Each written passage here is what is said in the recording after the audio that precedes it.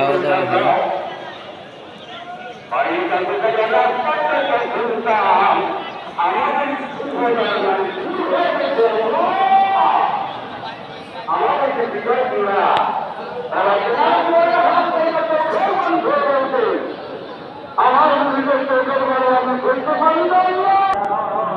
পানি এখান থেকে পানি সরবরাহ করা হয়, পানির জার এগুলো থেকে পানি দেওয়া হয়।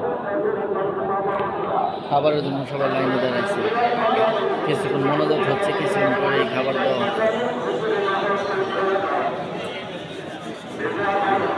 একটু পরে খাবার দেওয়া হবে।